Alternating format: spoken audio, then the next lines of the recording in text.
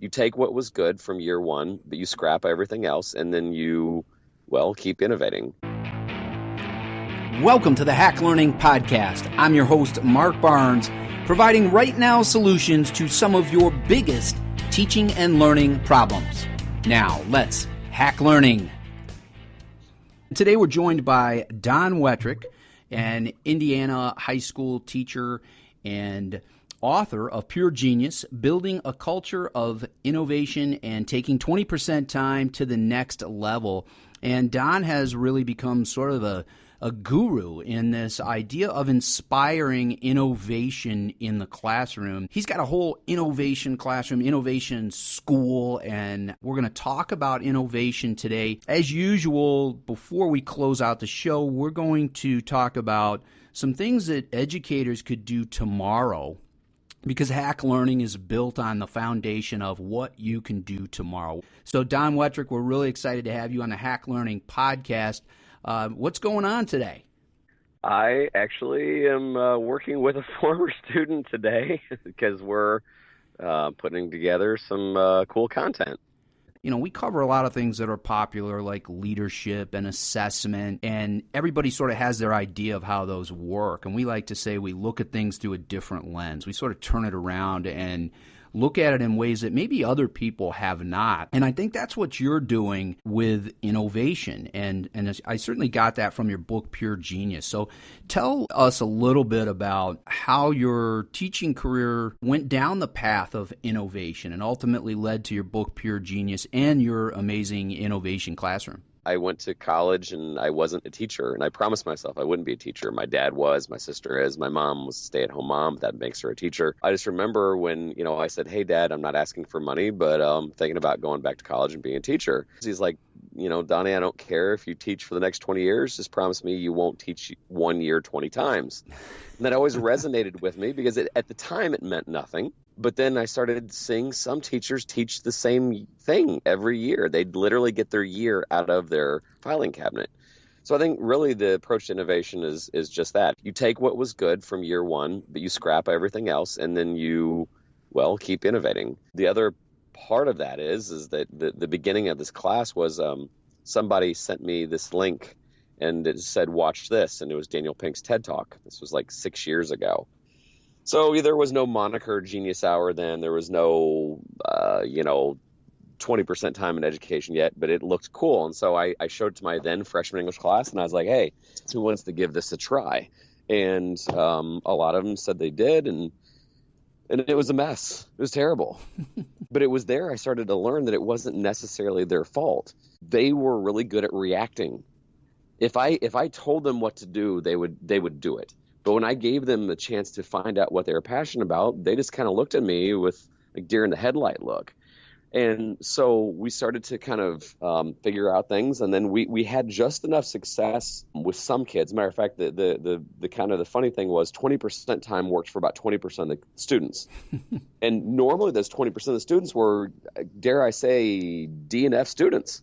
Right. Because they ran with it. And a lot of times our skateboarders, our artists, they ran with it because they liked risk. They liked mastery. They just liked risk and mastery, not in school things.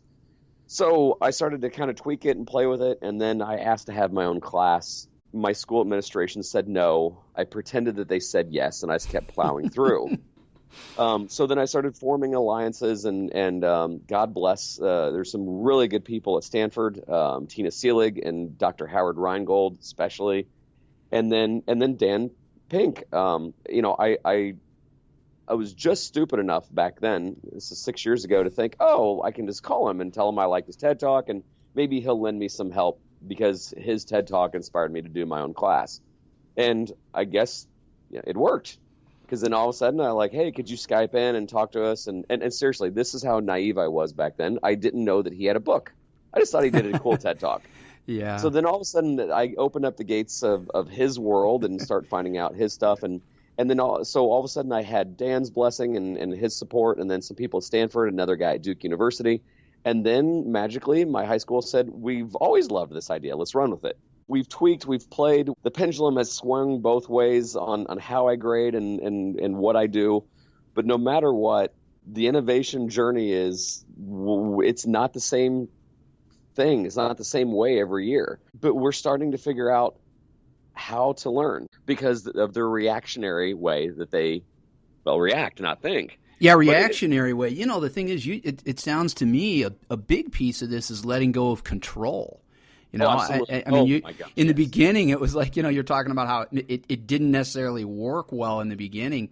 And I've heard you use the word tweak, and, you know, you're doing all kinds of things and growing into this along the way. But one of the cool things is, you know, sort of letting go. And I think that is so hard for teachers. You know, I have found in talking to teachers out in the field or being at conferences or on Twitter or wherever, when we're having conversations about teaching and learning, that's one of the biggest things.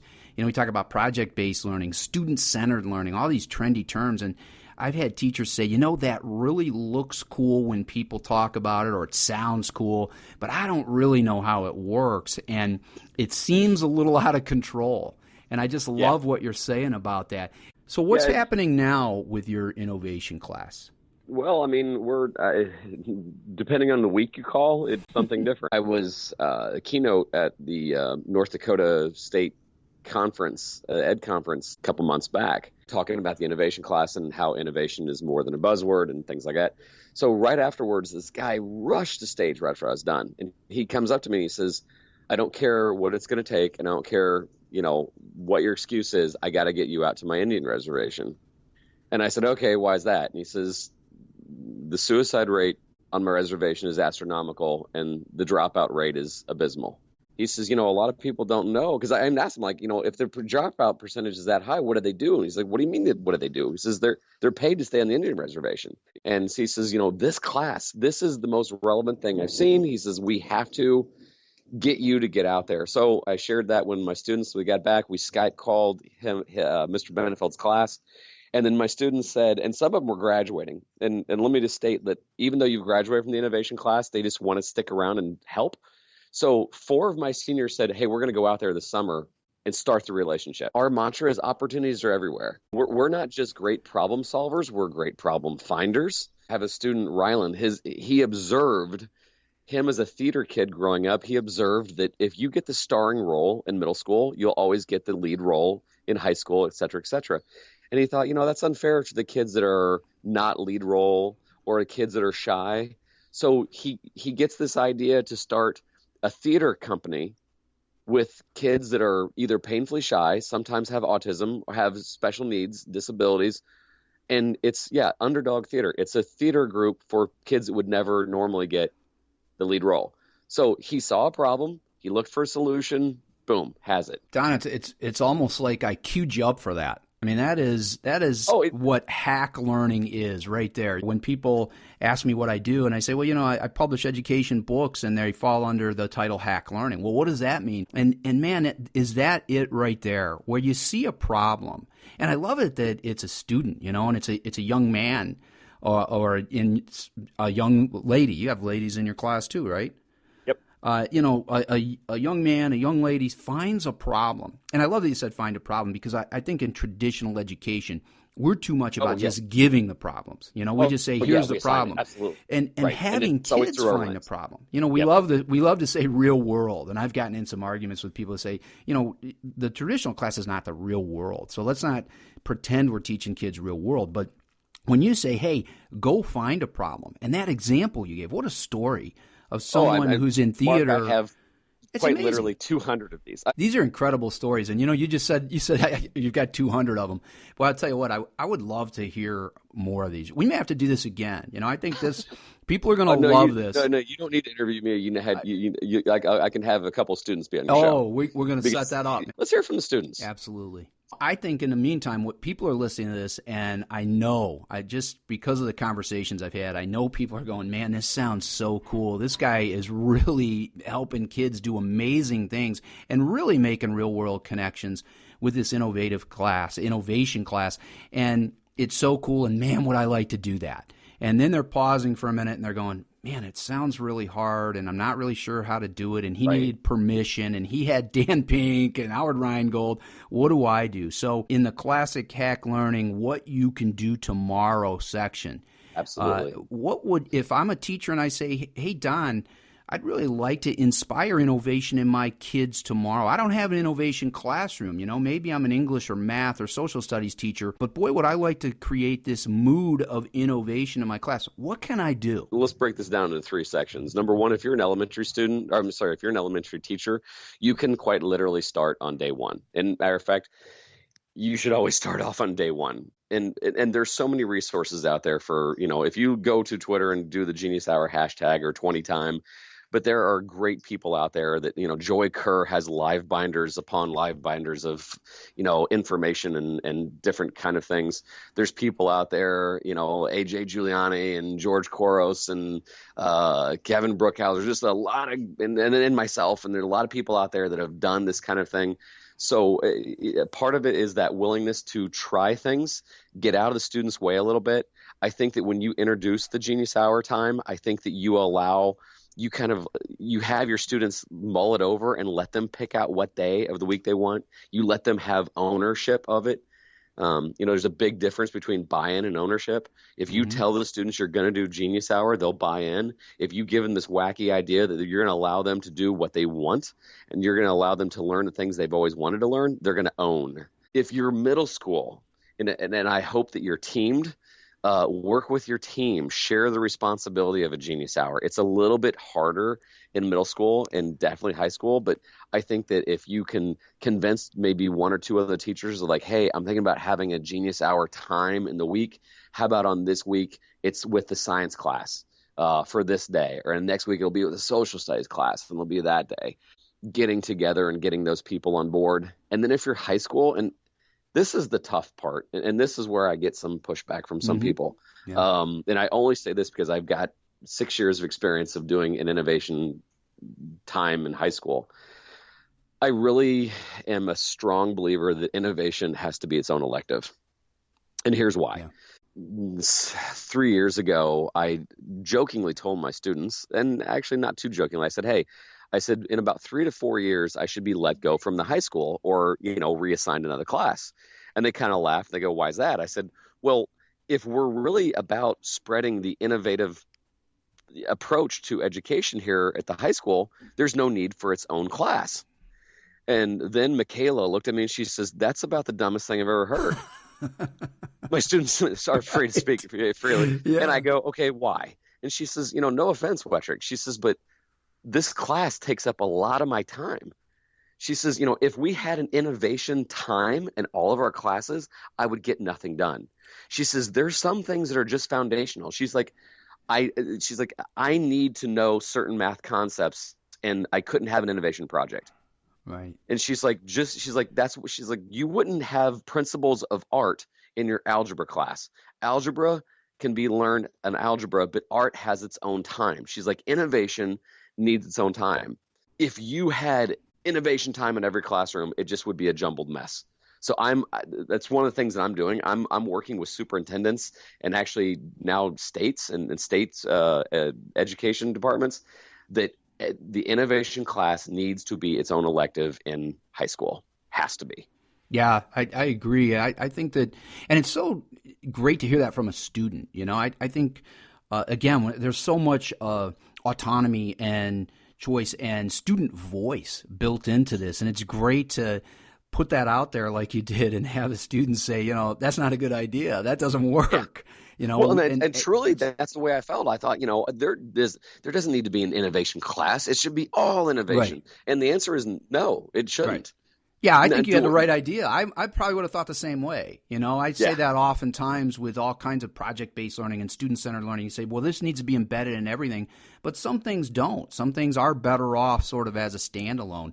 And that's what an astute thing for an innovative kid to say.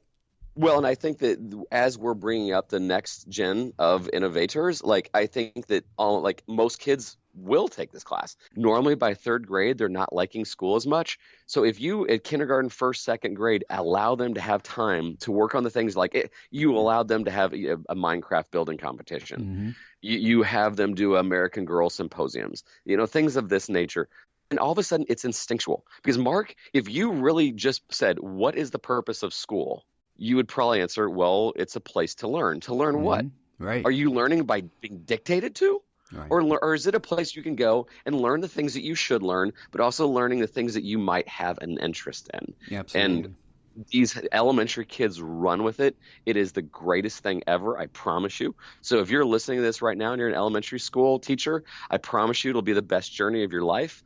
If you need, you can always contact me at dwettrick@gmail.com. I respond back, as Mark can tell you. I want to help, because this is, look, I was done with teaching. I was on my way out. I was about ready to leave, and then this innovation thing happened, and I love it. Yeah. I love it, and I think it's... And that's where we're so much alike again, and Don, when we're together, I mean, we have these conversations, I think we have been on the same path. I almost left education, and then I had to turn everything around and say, hey, there's got to be a better way, because I didn't feel like I was helping kids. So that's it. I mean, and that's an important point for listeners, too, is for educators to know that no matter where you are in your career, there may be a different path. If you feel like you're not serving kids, hopefully listening to shows like this and reading books like Pure Genius and Hack Learning and all of those different things will help you choose that path. Hey, Don, you just gave an email to listeners where they could contact you. What a cool thing for someone of your caliber to say, hey, reach out to me. Where else could people learn about you? We're, of course, going to post a link on our show notes to your Pure Genius book, but Sure. Tell us all about where people can connect with you. Yeah, so Twitter, I'm pretty active at Don Wettrick, DonWettrick. Actually, I guess the new email address would be don@startedup.com. Hopefully the content, the video content in the class will be up and available here by late July. Gosh, yeah, you can find me on Facebook if you want. Just get a hold of me. I really would like to help. Oh, we're truly tearing down walls, I'll tell you. Yeah, It's amazing. Well, Don Wettrick, I can't thank you enough for taking the time out while you're out in the world doing innovation at students' houses and really innovating. It's just truly amazing. It's been a tremendous show, and I really appreciate you being on and being willing to share. And we're going to talk about doing something together in the future and maybe getting some of these amazing innovators on, because I know Hack Learning listeners would love to hear from those kids and give them a voice. So thanks so much for being a part of the show today.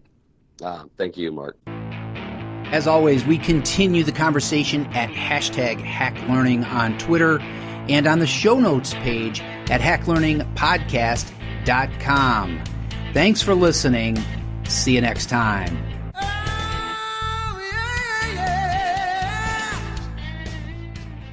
Hack Learning is a proud member of the Education Podcast Network. Learn more at hacklearningpodcast.com.